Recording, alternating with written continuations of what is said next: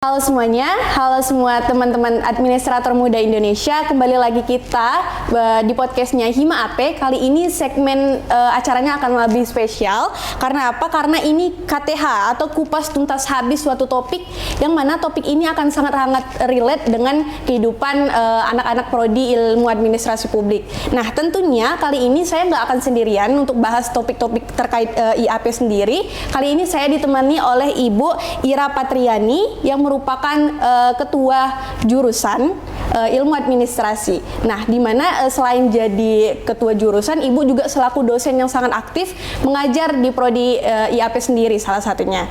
Nah, gini nih Bu, jadi kita mau ngomongin soal perubahan nama. Siap. Perubahan nama dari program studi ilmu administrasi publik yang mana dahulunya itu administrasi negara ke administrasi publik. Oke. Nah, mungkin yang pertama yang akan saya tanyakan adalah terkait alasan dibalik pindahnya nama ini Bu, ataupun perubahan nama ini. Seperti apa Bu? Siap. Terima kasih ya kepada Mbak Sherin ya. Iya. Sebelumnya juga saya mulai. Assalamualaikum warahmatullahi wabarakatuh. Selamat siang dan salam sejahtera buat kita semua. Kalau di Pontianak tuh biasa pakai pantun, anak Hima ya. Jadi kearifan lokal kita pantun, mungkin supaya agak rileks ya. Ada pantun, Ibu mikir dulu sebentar. Oke. Memancing di Sungai Kapuas, Asik. mendapat ikan patin. Assalamualaikum Ibu ucapkan, salam sapa dari saya. Oke. Jadi kalau bicara mengenai pergantian nama, sebelumnya kita cerita dulu ya. Di jurusan kita itu ada 5 prodi. Dan secara garis besar juga di FISIP itu ada 2 jurusan. Yang pertama di jurusan ilmu administrasi, yang kedua di jurusan SOS. Nah, kebetulan kami dipercaya dari tahun 2020 kemarin untuk memimpin di jurusan ilmu administrasi. Nah, prodi administrasi publik ini sendiri bagian dari 5 prodi yang ada di bawah jurusan ilmu administrasi. Nah, kalau kita bicara mengenai pergantian nama, kita merujuk kembali deh belakang gitu ya. Ada kronologis sebenarnya untuk pergantian nama ini, dan itu bukan tiba-tiba, kalau orang Jawa bilang kucuk-kucuk ya. Iya. Kucuk-kucuk itu ya udah deh FISIP prodi AN-nya berubah jadi AP, tidak. Jadi pada saat 2017 kebetulan saya lagi ngambil program doktoral di Unpad Pajajaran Bandung. Itu prodi AN, masih AN waktu itu ya. Ada semacam program dari Dikti, dulu namanya Kementerian Pendidikan Tinggi, sekarang menjadi Kemendikbud-Ristek Dikti ya. Itu nomenklatur pergantian nama prodi. Nah, sehingga di prodi kita sendiri itu berusaha juga ikut mengajukan proposal pada waktu itu untuk pergantian nomenklatur nama tersebut. Nah, sehingga karena memang ada programnya pada waktu itu, kalau tidak salah Sekjen Diktinya Pak Ainun Naim, kalau tidak salah ya, mohon dikoreksi, itu di 2017. Nah, di 2017 itu kurang lebih begitu masukin proposal di pertengahan tahun, mungkin 3-4 bulan lah ya. Waktu itu saya mencoba menanyakan kronologisnya, turun dari perubahan administrasi negara, berubahlah SK itu kalau tidak salah dengan nomor 493 ya, KPT 2017 tentang perubahan nama ilmu administrasi negara itu menjadi ilmu administrasi publik pada Universitas Tanjung Pura Pontianak. Nah, perpindahan nama itu juga alhamdulillah dengan ditandatangani SK tersebut oleh Sekjen Dikti pada waktu itu Pak Ainun Naim, keluarlah SK pergantian itu per September 2017. Resmi prodi AN berubah menjadi AP untuk FISIP Universitas Tanjung Pura. Seperti itu. Oh, jadi seperti itu ya teman-teman. Jadi banyak mekanisme nih untuk perubahan namanya sendiri. Nah, lanjut nih Bu. Kan kita tahu bahwasannya dari ilmu administrasi negara dengan pindah kepada ilmu administrasi publik. Pasti menimbulkan sebuah persepsi bagi orang-orang di luar sana berkenaan apa sih perbedaannya gitu. Mulai dari administrasi negara ini mungkin orang mikirnya tentang pembahasnya tentang negara aja gitu. Sedangkan publik ini lebih kepada masyarakat atau sebagainya gitu. Mungkin Ibu boleh jelasin nih apa sih perbedaan yang sangat signifikan antara ilmu administrasi negara dan juga ilmu administrasi publik, Bu? Oke, good question ya. Artinya bahwa nama, kalau saya ingat dulu Shakespeare ya, what a name katanya ya. Apa arti sebuah nama, tetapi ini menjadi substansi. Ketika SK itu keluar, automatically artinya secara otomatis gelar yang didapat di prodi itu juga berubah. Dulu kan S.Sos ya, sarjana sosial, sehingga dengan SK 2017 September itu berubah juga lah gelar tersebut menjadi S.A besar P kecil, SAP. Nah, kalau kita bicara mengenai diferensial, artinya perbedaan itu sebenarnya tidak ada ya. Tidak ada dalam artian seperti ini. Bisa saya uraikan satu persatu. Pertama mungkin kita bisa melihat dari substansi nama dulu ya. Kalau kita bicara mengenai substansi nama, negara dan publik, kalau di translate itu namanya tetap public administration. Artinya memang mengingat perkembangan paradigma sekarang, nanti kita jelaskan beberapa paradigma yang merubah nama tersebut, itu sebenarnya adalah mengenai penyelenggaraan. Artinya begini, oh bukan berarti misalnya administrasi publik tuh Bu Ira berarti negara tidak berperan. Oh bukan. Jadi di sini publik artinya lebih meluas di dalam tata kelola pemerintahan tersebut. Kalau negara itu memang lebih kaku, artinya the only penyelenggara adalah kuat government domination, artinya ada kekuatan negara di situ. Nah, kalau kita bicara publik itu lebih luas, artinya di dalam tata kelola penyelenggaraan pemerintahan melibatkan the other elements. Artinya ada beberapa katakanlah apa ya? Aktor-aktor yang iya terlibat. Betul. Ya. Kalau di HI itu biasanya aktor ya. Kalau kita di sini lebih kepada pelaku mungkin ya. Selain government itu kita berbicara mengenai civil society, kemudian kita bicara juga mengenai private. Nah artinya sejak perubahan paradigma, FISIP Untan sendiri khususnya di prodi kita juga berusaha mohon maaf bukan kali, memang berusaha untuk adapted from the new paradigm on public administration. Ya, artinya kalau kita bicara perbedaan tidak, dia tetap memiliki tujuan yang sama, artinya memang ada penyelenggaraan di dalam kegiatan pemerintahan di situ. Jadi pemerintahan tidak hanya sebagai the only one, tapi tetap menjadi fasilitator dan katalisator di dalam proses penyelenggaraan itu. Jadi selain tadi substansi nama, sebentar Ibu lihat dulu, substansi nama itu juga perspektif. Nah, sekarang kita bicara mengenai perspektif dulu ya, Sherin ya. Jadi ada perspektif, walaupun tujuan dari nomenklatur penamaan itu sama, kita bicara mengenai perspektif artinya pandangan. Nah, pandangan juga kurang lebih artinya paradigm ya, atau paradigma. Nah, paradigma itu kan kalau dia bicara mengenai pandangan artinya dinamis dong. Artinya by proses dong. Kalau dinamis itu kita mau tidak mau harus mengikuti adapted lah ya, terhadap new paradigm. Nah, kalau kita bicara di mata kuliah pengantar ilmu administrasi publik, ini mohon maaf kita flashback dulu tentang mata kuliah, kan ada pergeseran paradigm ya, atau paradigma. Ada yang disebut dengan OPA. Mungkin masih ingat ya anak-anak administrator muda di sini. Kita bicara mengenai OPA. Apa itu OPA? Old Public Administration. Kemudian nanti beralih dari OPA itu kita mengenal adanya NPM, New Public Management. Kemudian kita lagi beralih ke paradigm yang baru, itu dengan nama New Public Services. Nah, artinya tujuan itu sebenarnya sama penyelenggaraannya ya. Cuma memang ketika bicara mengenai publik itu memang lebih luas dari negara. Jadi tidak kaku, tidak cenderung kekuatan dominated dari government tadi ya menjadi one of the single factor di dalam prodi kita ini. Nah, kemudian kalau bicara pergeseran paradigma tadi, kalau di OPA itu kita lebih bicara mengenai administrasi negara klasik. Artinya ada 5 paradigma yang memang menjadi pondasi awal ketika kita memahami mengenai prodi ini. Jadi misalnya contoh aja ada paradigma dikotomi politik dan administrasi gitu ya.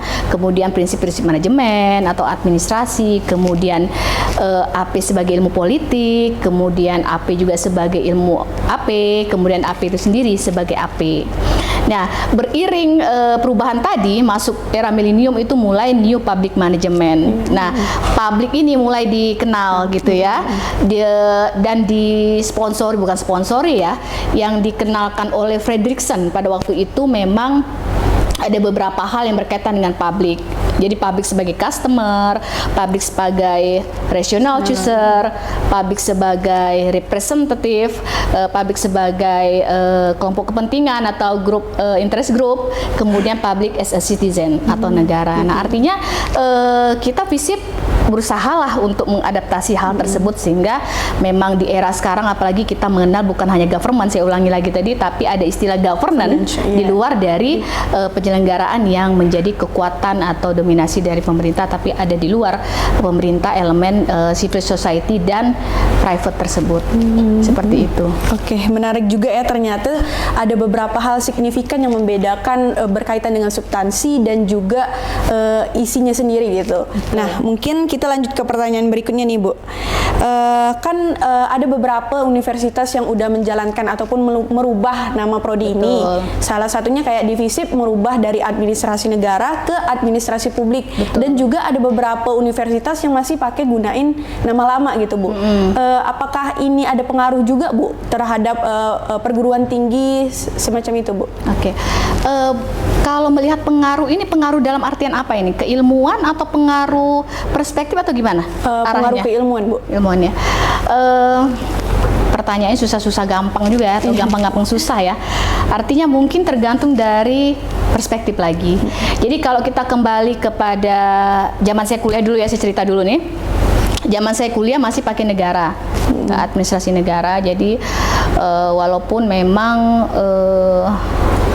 gelar sarjananya tidak pakai SAP waktu itu kan, pakai SIP. Nah, artinya bahwa dari setiap universitas itu tidak ada yang sangat mengeklusifkan, itu tidak ada ya. Apalagi mengeklusifkan antara negara dan publik tidak ada. Tetapi kalau saya lihat itu hanya kebutuhan dari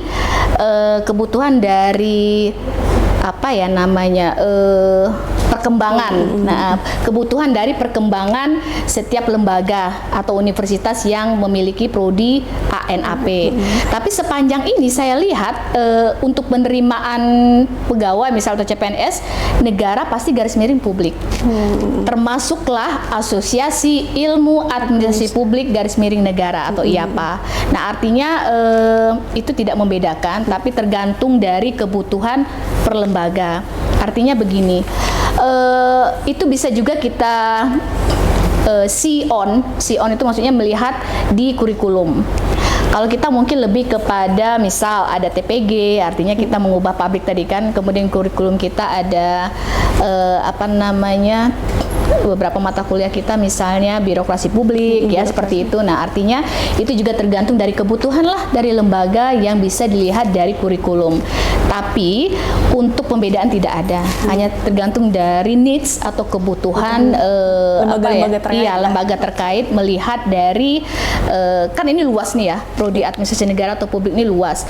Apakah memang mereka fokus on the management, fokus on the SDM atau fokus on tata kelola atau apa, itulah yang membedakan nama-nama dari prodi itu Prodi, tersebut. oke. Tapi perbedaan secara signifikan tidak. Oke, nah jadi ternyata nggak ada perubahan yang signifikan ketika perubahan nama ini terjadi Ya, ya, Bu. betul. Oke, nah jadi kita mau ngarah ke ini nih, Bu. Sambil Ibu tadi bilang adanya perubahan ini, maka ada perubahan dari sarjananya ataupun Betul. lulusannya gitu. Dari misalnya sebelumnya ESOS, SOS, SOS itu sekarang jadi SAP. SAP. Nah itu ada pengaruh nggak, Bu, bagi mereka yang lulusannya kayak beda-beda gitu? Iya, siap. Ini bagus pertanyaannya. Emang kalau anak AP tidak jauh dari peraturan pertanyaan. Peraturan yurisdiksi ya, ataupun apa aturan main lah ya. Jadi memang ada beberapa alumni kita itu berarti sebelum 2017 kemarin ada Ibu Sri kalau nggak salah telepon saya ya, beliau itu dari BKD ya Pak ya, BKD provinsi kalau nggak salah. Itu minta penyetaraan namanya, penyetaraan sarjana ya dari estetik sos menjadi estetik AP. Welcome, kita welcome di jurusan dan fakultas pada umumnya. Jadi nanti mereka bisa kami buat surat keterangan, kemudian kami lampirkan SK perubahan nama dari dikti tersebut di September 2017.